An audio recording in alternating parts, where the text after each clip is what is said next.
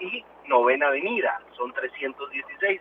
Existe un apoyo al comercio popular o al comercio informal que existe en 23 mercados cantonales y 17 satelitales que forman alrededor de 30,000 vendedores. Entonces, lo que nosotros estamos buscando es que exista un orden y una disciplina para poder ubicarse en diferentes puntos de la ciudad. Estratégicamente estamos buscando este espacio para algunos vendedores y es conforme se van registrando, conforme se va teniendo la capacidad de poder apoyarlos, es que se les va ubicando. Pero no podemos solo lanzarnos a las calles y adueñarnos de ella, porque también hay peatones que demandan el espacio público, también hay un reglamento que nos exige retirar todo obstáculo de la vía pública y también hay un acuerdo del Consejo Municipal que permite liberar de ventas ambulantes el Paseo de la Sexta. Entonces, tenemos que actuar conforme a la ley, es lo que les estamos pidiendo. Aparte, no significa que dejemos a un lado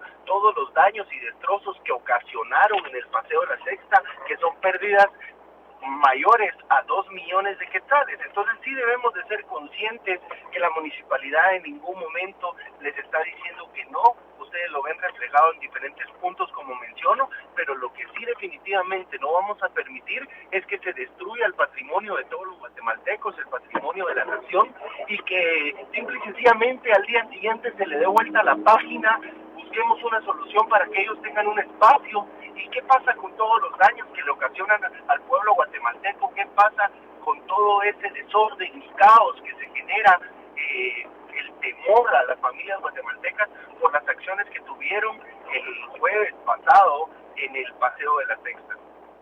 Gracias, Carlos. Vamos a seguir muy de cerca la información entonces. Era Carlos Sandoval, vocero de la Municipalidad Capitalina, hablando del caso, por supuesto, después de conocer esta información. Y dando una vuelta de página, por orden de la Secretaría de Comunicaciones de la Presidencia, los periodistas no podrán ingresar a la Casa Presidencial, recinto privado y de descanso del presidente Morales.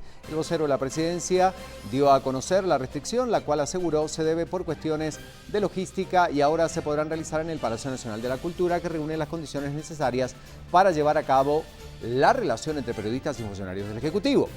Destaquemos que el acceso a la Casa Presidencial era común para los periodistas que cubrían esta fuente, la del Poder Ejecutivo, lo cual permitía tener un mejor acceso al salón donde el presidente y su Consejo de Ministros sostienen las reuniones. Pero ahora entonces queda, de acuerdo a lo expresado, ya no podrá accederse a esta casa, solo se hará en el Palacio de la Cultura cuando los periodistas lleguen a interactuar. 7 de la mañana con 9 minutos, cambiamos de tema porque más de $500,000 de quetzales es el recuento preliminar que se tiene de lo robado el fin de semana en uno de los edificios del Colegio de Abogados y Notarios ubicado en la zona 10 capitalina. Autoridades del Ministerio Público aseguran que continuarán con las investigaciones para poder dar con los responsables de este hecho. Uno de los edificios que se ubica en la zona 10 del Colegio de Abogados fue objeto de robo el pasado sábado, en el cual los delincuentes sustrajeron una caja fuerte de donde realizan los cobros y pagos de sus agremiados y varios timbres de diferentes denominaciones. Además, la sustracción de documentos de diferentes casos. Marco Antonio Sagastume, presidente del Colegio de Abogados, comentó que pondrán inactivos los timbres robados ya que ponen en riesgo la seguridad jurídica. Además, el Ministerio Público seguirá con las investigaciones para dar con los responsables. Sagastume indicó que se sospecha de diferentes grupos que no están contentos con su actuar, pero se seguirán con investigaciones para dar con los responsables. Además, que los timbres robados equivalen a $500,000 de quetzales. Yo sé que hay muchos sectores que están molestos con nuestra conducta, especialmente con la de este servidor, ¿verdad? Hay mucha gente que está muy molesta porque dicen que se cometió un error muy grave al pedir la renuncia al general Otto Pérez Molina y a la Valdetti como colegio, pero creo que hicimos lo correcto. Yo sigo en esa posición. Seguimos apoyando a la CICIG, seguimos apoyando a Tel Maldana y ojalá que esto no sea una represalia por nuestra actitud. Y vamos a hablar de un tribunal que condenaba a 30 y 40 años de prisión a una pareja quienes juntos maltrataban a sus 2 hijos. En los actos de violencia, uno de ellos falleció, se les siguió el proceso debido y se resolvió enviarlos a prisión. Este es un proceso y una investigación que ya habíamos lanzado y que tiene que ver con la realidad que se está viviendo justamente en ese lugar. El Tribunal Décimo Penal sentenció a 40 años de prisión a Albertina Racancoj y 30 para Marciano Valdés, acusados de violencia contra 2 menores, donde uno falleció. La declaración del niño sobreviviente a los maltratos ejercidos por su propia madre y su padrastro fue la clave para la sentencia, porque confirmó los vejámenes que sufrieron. Únicamente porque no le provocaron la muerte con un arma o con un garrote, pero se les provocó la muerte a pausas, al haberlos descuidado de la manera que lo hicieron. Rivera Valdés es responsable penalmente como autor del delito de homicidio cometido contra la vida de Brian Josué Pérez Recancoj. Por tal ilícito se le impone la pena de 20 años de prisión inconmutable, con abono a la pena ya padecida. Que Albertina Recancoj Chun es responsable penalmente como autora del delito de parricidio cometido contra la vida de Brian Josué Pérez Recancoj. Por tal ilícito se le impone la pena de 30 años de prisión inconmutable. El juez en su resolución dijo que puede existir pobreza y limitaciones, pero no el maltrato cruel contra los infantes. La pareja sentenciada procreó 3 hijos más que no sufrieron violencia, solo Christopher y Brian Pérez Racancoj. Albertina Racancoj, sentenciada por parricidio, alegó inocencia mientras el Tribunal Décimo Penal dictó la sentencia.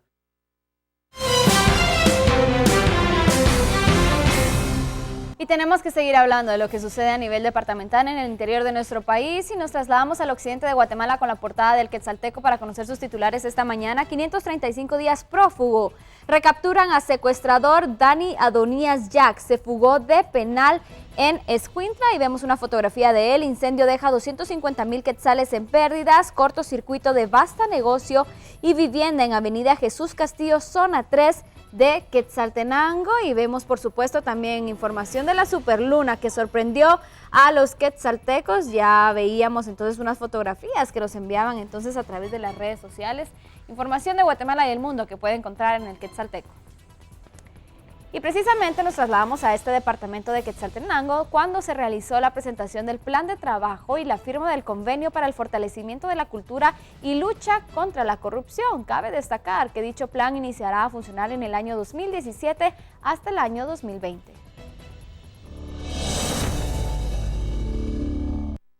En este ejercicio ciudadano se involucran diferentes sectores de la sociedad civil, en donde se busca fiscalizar el quehacer de las diferentes entidades públicas y municipales, en donde se han registrado con anterioridad casos de corrupción.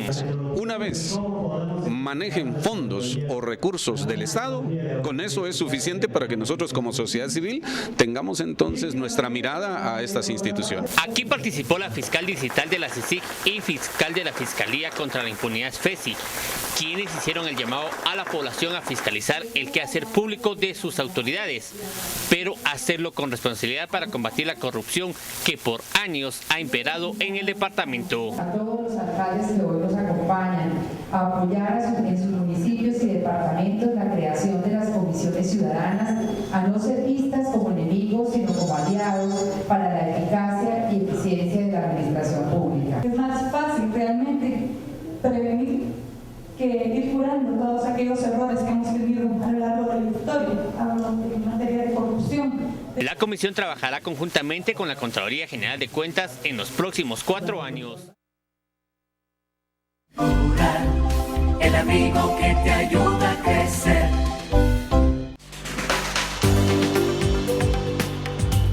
Y nos trasladamos entonces con este segmento que nos permite acercarnos un poquito más a todas las personas en todos los departamentos de Guatemala y estas fotografías, esta lista de fotografías que llega gracias a Patricia Guerra de Curley y dice luna brillante, hoy espectacular. Son unas fotografías que nos envía de cómo podía apreciar ella también desde donde se encontraba la superluna que se veía en todo el mundo, realmente fantástica, y precisamente en Guatemala no fue la excepción. Nosotros la podíamos observar hace 2 noches y anoche también, y entonces Patricia nos envía sus fotografías acompañada de este mensaje para todos ustedes.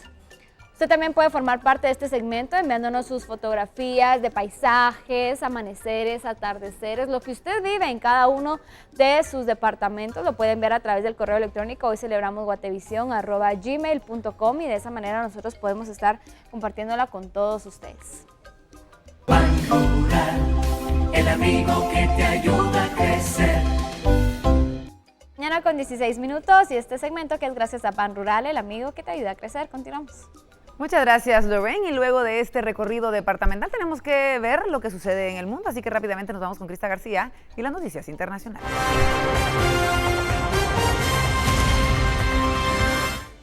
Y es hasta España donde nos trasladamos esta mañana y a esta hora precisamente para conocer la información más relevante. Europa proyecta una defensa propia ante el riesgo de Trump. Los ministros de Exteriores estudian un plan para poder reforzar el flanco militar y también el banco de alerta sobre una era de incertidumbre y suben los intereses de la deuda. El presidente electo mantiene una primera conversación con Putin y bueno, allí vemos a Steve Bannon, un agitador de extrema derecha al lado del despacho oval. En temas de política, lo que está sucediendo en España, también hablan de la agresión de Alsasua, que es parte de un plan contra la Guardia Civil. La juez encarcela a 6 miembros de la campaña Fuera de Aquí. Es también en temas políticos de lo que sucede en España. Y por supuesto también se destaca la luna más cerca y más brillante con una fotografía sumamente interesante de cómo vivían en España este fenómeno.